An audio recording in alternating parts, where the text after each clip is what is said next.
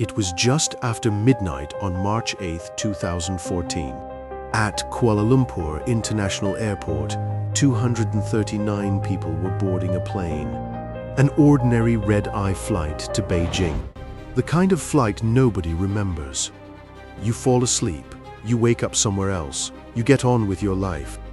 There were engineers heading back to work, artists returning from a residency, elderly couples who'd spent the week sightseeing, young families, and 3 children, the youngest just 2 years old. Most passengers were Chinese nationals. They found their seats. They switched their phones to airplane mode. They closed their eyes. 5.5 hours routine. By morning, they'd be home. None of them knew they would never land. And 11 years later, with all our satellites, all our technology, all our search operations, the world still doesn't know what happened to them. The first 40 minutes of the flight were completely normal. Malaysia Airlines Flight 370, a Boeing 777, climbed to cruising altitude. It settled into its route over the South China Sea. At 1:19 a.m., the co-pilot made routine radio contact with air traffic control, standard procedure. 8 words, "Good night, Malaysian 370. The plane was about to enter Vietnamese airspace. The crew was supposed to check in with Hanoi controllers within minutes. They never did. Now, before we go any further, I need you to understand something. Because this detail matters more than almost anything else in this story. This wasn't a small prop plane. This wasn't some aging regional aircraft with questionable maintenance. This was a Boeing 777, one of the largest, most reliable, most technologically advanced commercial jets ever built. 63 meters long, twin high-thrust engines, 3 completely independent hydraulic systems, triple redundancy on every single critical function. If one system fails, a backup kicks in. If that fails, another one takes over. The 777 carries hundreds of millions of passengers every year. Since it entered service in the 1990s, the number of fatal crashes across the entire global fleet can be counted on one hand. Pilots trust it. Airlines trust it. The entire aviation industry trusts it. Boeing 777s don't disappear. They don't vanish without a trace. They don't dissolve into the air. And yet, at 1:21 a.m., the plane dropped off radar. Not a crash, not an explosion, not a distress signal. It simply stopped existing on the screens of air traffic controllers. One moment it was there, the next it was gone, like someone had switched off a light. Here's why that happened and why it's so unsettling. Every commercial aircraft carries a transponder. This device continuously broadcasts the plane's position, altitude, and speed to controllers on the ground. When MH370 vanished from civilian radar, it was because this transponder had been switched off. Switched off deliberately. It's a physical switch in the cockpit. You don't accidentally flip it. At almost the same moment, a second independent system went silent. This one automatically transmits engine performance data and mechanical diagnostics via satellite. To disable it, you'd have to physically access a panel beneath the cockpit floor. You would have to disconnect specific wiring. This isn't something a passenger could stumble into. Whoever did it knew exactly what they were doing, exactly where to look, and exactly how much time they had. 2 separate systems, killed within minutes of each other. The odds of that happening by coincidence are effectively 0. What followed was chaos, but the quiet kind. The kind that happens when nobody realizes yet that something is catastrophically wrong. Vietnamese controllers waited for a check-in that never came. Malaysian controllers assumed the plane had already handed off to Hanoi. For hours, precious, irretrievable hours. Neither side connected the dots. By the time both parties realized MH370 hadn't contacted anyone, the window for a real-time response had already slammed shut. Search ships and aircraft from a dozen countries rushed to the South China Sea. This was the area MH370 should have been flying over.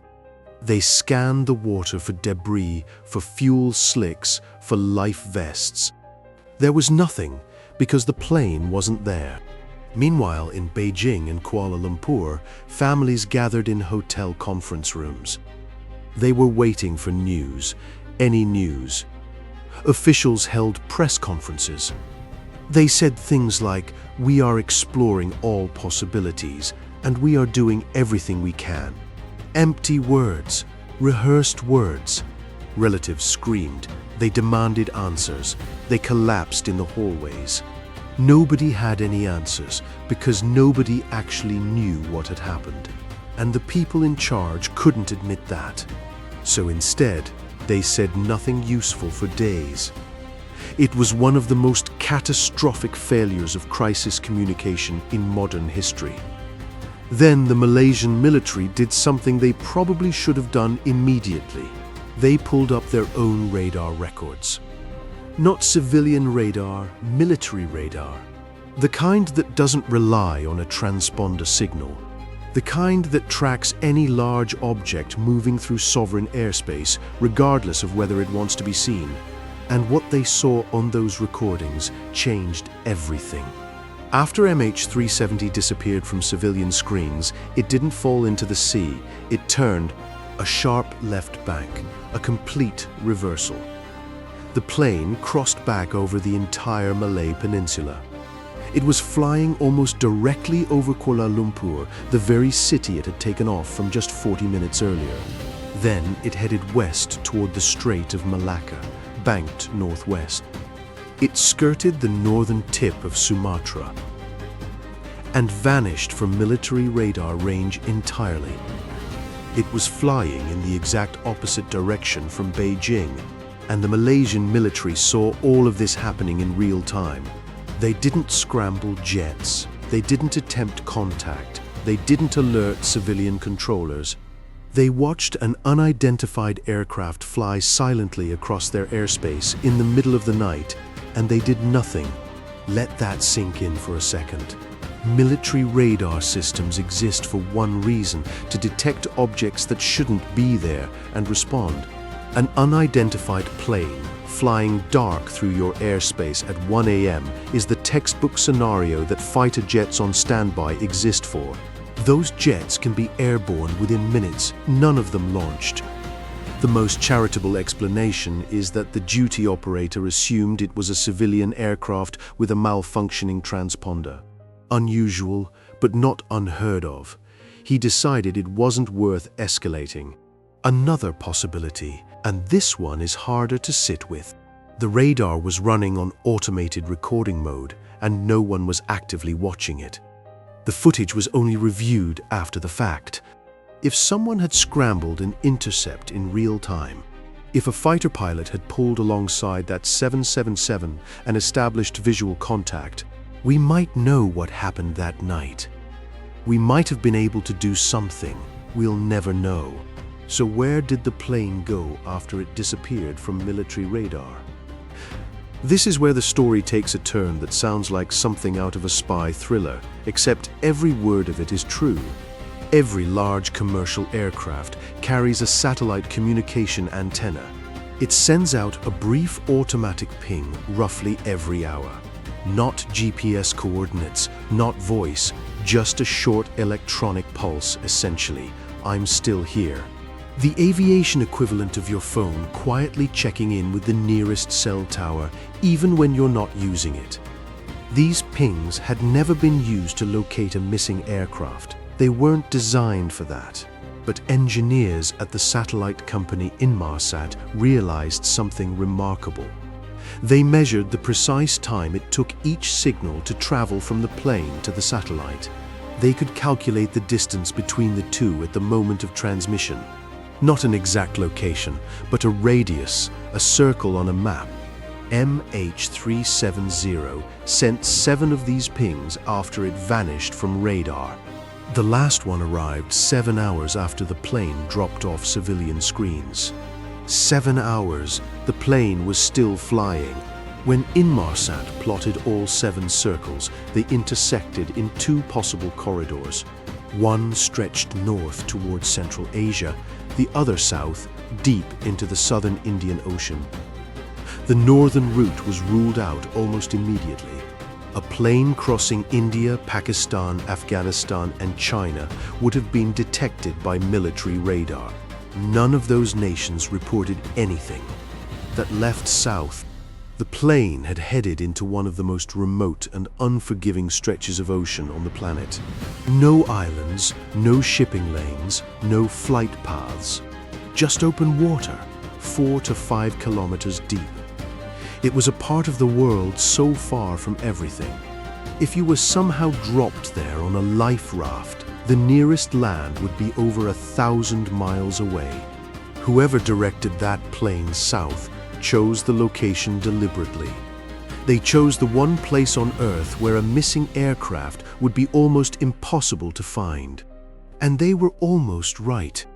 3 questions, no confirmed answers. The first possibility: mechanical failure.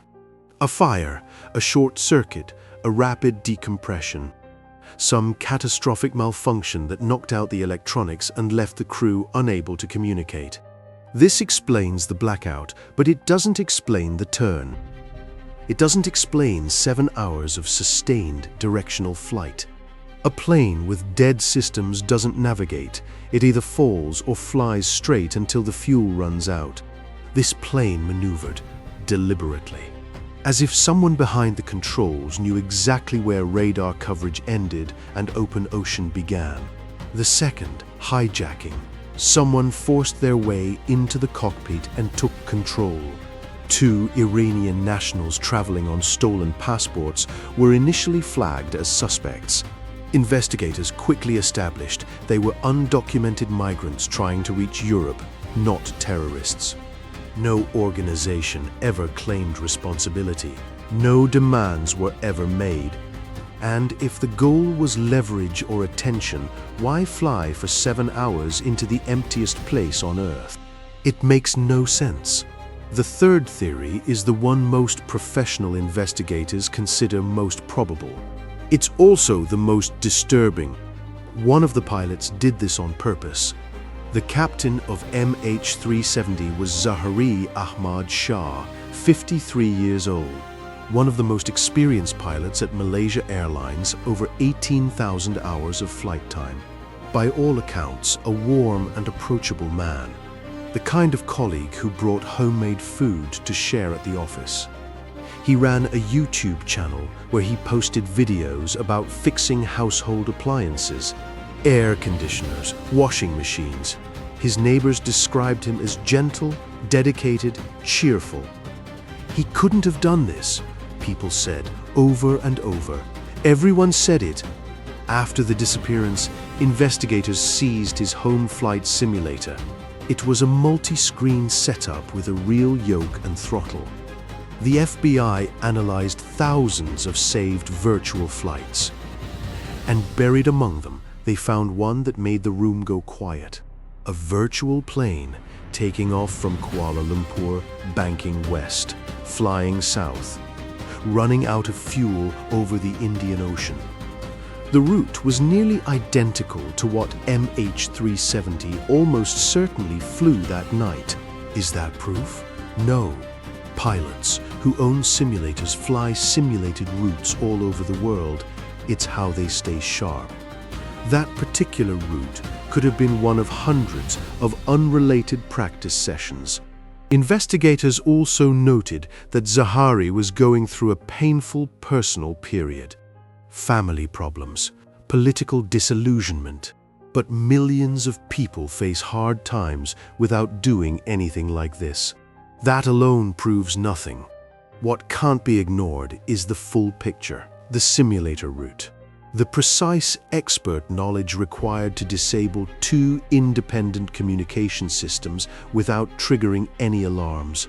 The deliberate navigation around known radar blind spots.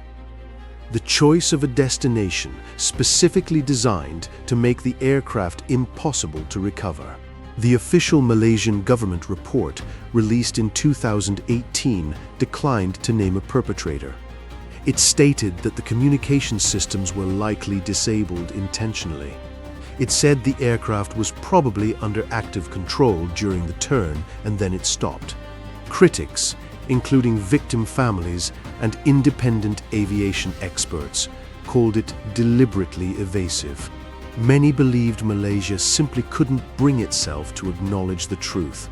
One of its own pilots may have done this, because doing so would mean admitting that the system for screening flight crew had failed completely. What happened to the 227 people in the cabin during those 7 hours? The most probable scenario, and in some ways the least terrible one, is this. Someone in the cockpit intentionally climbed to maximum altitude.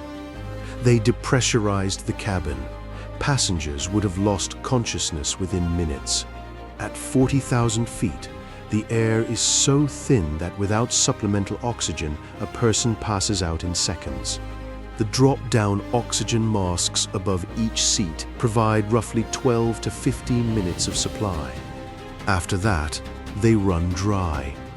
If cabin pressure isn't restored, everyone in the back of the plane is unconscious.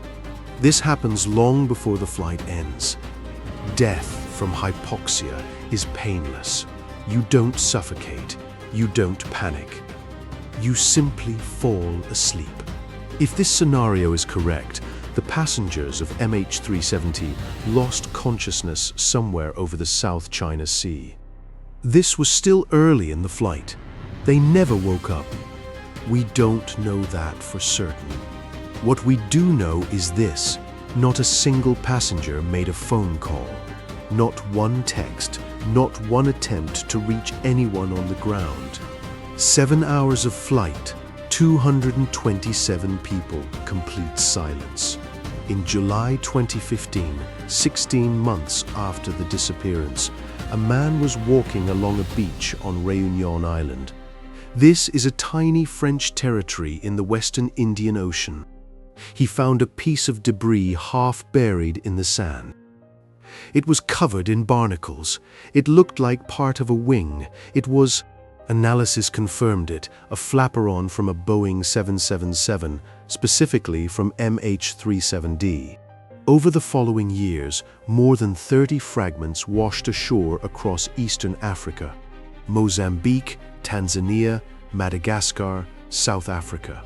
Pieces of the fuselage, interior panels, luggage compartment components, each one a small, unbearable thing. A piece of overhead bin where someone stowed their carry-on before settling in for the night. A section of window panel someone pressed their face against to watch the lights of Kuala Lumpur disappear below. Ordinary objects from an ordinary flight that never came home. One fragment found in Tanzania showed signs of high-velocity water impact, consistent with either an uncontrolled dive when the fuel ran out, or a deliberate, steep final descent, angled to minimize surface debris, designed to make sure the wreckage sank rather than floated. The main wreckage, the fuselage, the black boxes, the answers has never been found. Australia spent over $200 million on an underwater search. Specialized autonomous vehicles combed the seafloor at depths of 4 to 5 kilometers. They scanned an area the size of a small European country. Nothing. A private company ran a second search operation. Another 112,000 square kilometers of ocean floor. Nothing. The seafloor in that region turned out to be nothing like the flat plain the charts had suggested. Underwater, it was a mountain range, volcanic peaks kilometers high, sheer canyons, fields of solidified lava. Terrain that had never been mapped, because no one had ever had reason to look. A 60-meter aircraft could be buried in a canyon. It could be covered in years of sediment. It could be sitting in plain sight and still be invisible to a sensor passing 3 meters overhead. Finding it, one search team member said, is like looking for a coin in a field the size of a city. At night, with a flashlight. In 2024, the same private company announced it would try again. New technology, a revised search area based on updated drift modeling. There is cautious hope. There are no guarantees. This story changed aviation permanently. After MH370, international aviation authorities mandated a new rule. Every commercial aircraft in the world must transmit its position continuously via satellite. No plane can go dark for 7 hours ever again. Cockpit entry procedures were tightened. Psychological screening for flight crew was overhauled. Protocols between civilian and military air traffic control were completely rewritten. Every one of those changes is a direct consequence of what happened on March 8, 2014. The 239 people on that flight may have saved thousands of future lives. For their families, none of that is a consolation. Psychologists have a term for what the relatives of MH370 victims experience: ambiguous loss. It's what happens when someone disappears without confirmation. No body, no grave, no final moment to hold on to. You can't grieve properly because you haven't been given permission to stop hoping. You exist in a permanent suspension between mourning and waiting. Every time a new fragment washes ashore, the wound tears open again. Every time a new search is announced, every time a new theory makes the rounds. And then it doesn't close. Here's what I find hardest about this story. Not the mystery, not the unanswered questions, not even the scale of it. It's this. Somewhere in Beijing, a mother still keeps her phone charged. Her son asked her to plug it in before he left for the airport. She never unplugged it. In Kuala Lumpur, children grew up without a father. He left for a business trip and simply didn't come back. No accident, no illness, no explanation, just gone. In Perth, an elderly woman sets 2 plates at the breakfast table every single morning. One for herself, one for the husband who was supposed to be home from vacation 11 years ago. For these people, this isn't a mystery to be solved. It's a life to be lived every single day without the one thing that would make it bearable. Not necessarily an answer, just an ending, just a place to go and say goodbye. The plane is somewhere in the southern Indian Ocean, 5 kilometers down, in the dark, under millions of tons of water. The black boxes are there. The cockpit voice recorder is there. And on it, perhaps 30 minutes of audio that could explain everything that happened. Everything after those final 8 words, "Good night, Malaysian 370. Or perhaps 30 minutes of silence. We don't know. We may never know. Not because the answer doesn't exist, but because it's sitting on the floor of the ocean in the dark, and the ocean is not giving it back.